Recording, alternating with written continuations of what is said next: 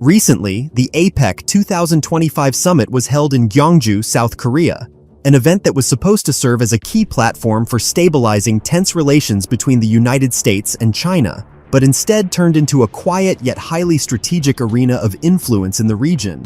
Leaders of more than 20 economies gathered under the slogan, "A common path to stability," but behind the protocol's smiles and diplomatic formalities unfolded a tough economic and political game in which every country tried to anticipate the next move of its rivals and calculate the possible consequences for its economy and security.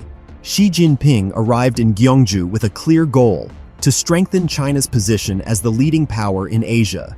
His delegation included top economists, finance ministers, foreign policy advisors, and heads of major Chinese corporations. According to Bloomberg insiders, Xi actively held meetings with U.S. allies, Japan, Canada, South Korea, and Australia, offering to discuss a gradual move away from the U.S. dollar and a transition to the yuan for interstate settlements. Sources from the Financial Times noted that these proposals are being taken seriously, and some countries have already begun internal consultations on partial diversification of their currency reserves, which experts describe as a potential turning point for the global economy. Upon arrival, the Chinese delegation held a series of closed meetings with Japanese economists and South Korean finance ministers, discussing concrete mechanisms for yuan-based settlements in infrastructure projects, credit lines, and joint investments. According to an insider from the Japanese delegation, no one expected China to so openly propose an alternative to the dollar system. It became a signal for a full review of financial strategy. Analysts from the Financial Times and Bloomberg noted that such steps create invisible pressure, as U.S. allies are now forced to consider the real possibility of economic autonomy from the dollar system. The key meetings of the summit attracted global media attention. Donald Trump attempted to reach an agreement with Xi Jinping on easing U.S. trade pressure, but according to Reuters, the talks ended without tangible compromises. China showed determination to strengthen its influence by using economic incentives, infrastructure projects, and political leverage over America's allies. Behind the scenes, it was noted that Xi personally oversaw every meeting, tracking the reactions of delegations, adjusting proposals, and introducing new cooperation frameworks, down to the detailed discussion of tariff benefits for yuan-based transactions. The White House's tariff policy, introduced by Trump, became a catalyst for these processes. The new tariffs on Chinese imports, including high-tech goods, industrial materials, and strategic resources, were perceived in Beijing not as an economic measure, but as political pressure. In response, China offered its partners alternative economic routes: joint infrastructure projects in South Korea, yuan-denominated loans for Japanese and Canadian companies, expanded trade agreements with Australia, and the creation of free trade zones where transactions and reserves are held in yuan. According to analysts at Eurasia Group, this opens the path to a gradual reduction of the region's dependence on the US dollar by creating viable alternatives. The reactions of America's allies attracted special attention. Japan and South Korea, according to insider information, view the transition to the yuan as a way to reduce vulnerability to currency and trade wars, including potential new U.S. tariffs. Australia and Canada have begun analyzing the possibility of holding part of their reserves in the Chinese currency and investing in Chinese infrastructure projects. Behind the scenes, it was noted that even countries previously fully oriented toward the dollar are now discussing hybrid models in which the yuan is gradually used for certain sectoral settlements and long-term contracts.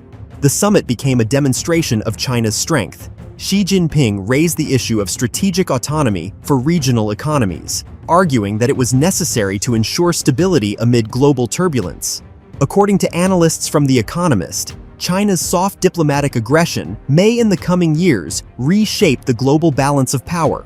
In addition to economic measures, China demonstrated its technological and financial strength, including proposals for the joint use of Chinese digital platforms for yuan-based settlements, blockchain systems, and new investment instruments, which became the subject of lively discussion among the Japanese and Australian delegations. None of the meetings, including Trump's talks with Xi Jinping and Xi's meetings with the leaders of Japan, South Korea, and Australia, led to a compromise. On the contrary, China strengthened its position, while the United States found itself in a forced catching-up strategy.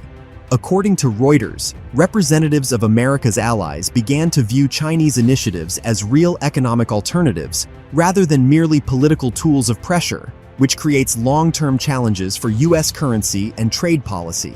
Following the summit, the analytical centers Eurasia Group and Stratfor recorded the beginning of a process of soft currency diversification, which could become a turning point in the global economy. Internal sources among U.S. allies note that negotiations with Beijing will continue in a closed format, and the transition to the yuan is being considered as a possible scenario.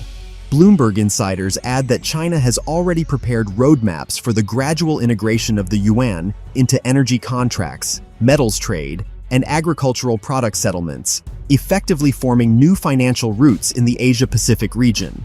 The summit in Gyeongju, which was supposed to serve as an event for strengthening dialogue and establishing common trade rules, turned into a signal to the entire world.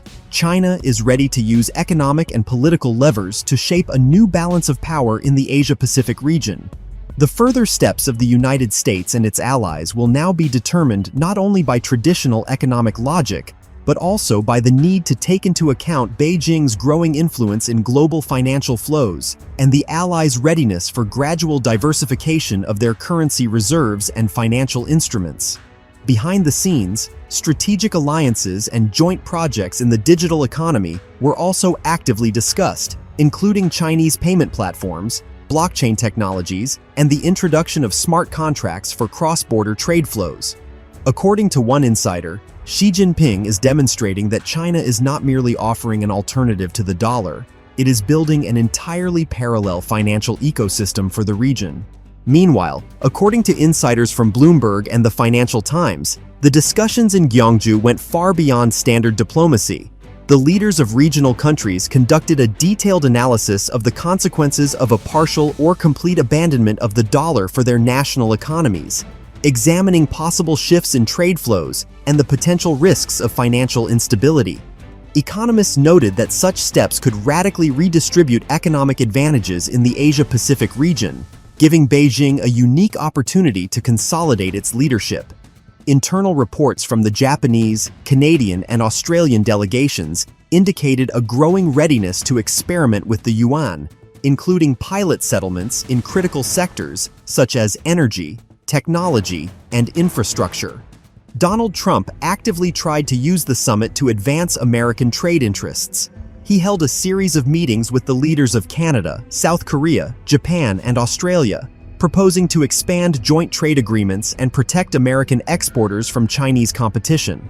Among his key initiatives were promises to lower tariff barriers for allies, introduce new investment programs in critical industries, and offer more favorable conditions for technological and energy cooperation with the United States.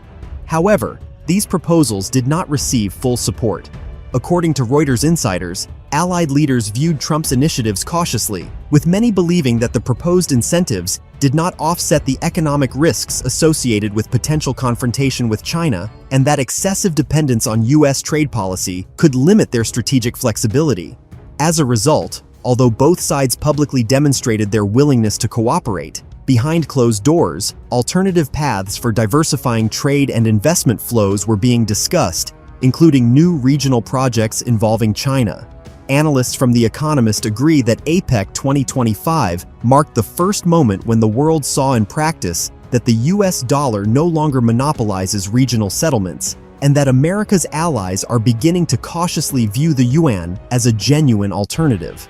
The events in Gyeongju may prove to be a turning point for the global economy, shaping the new architecture of financial and trade relations for decades to come.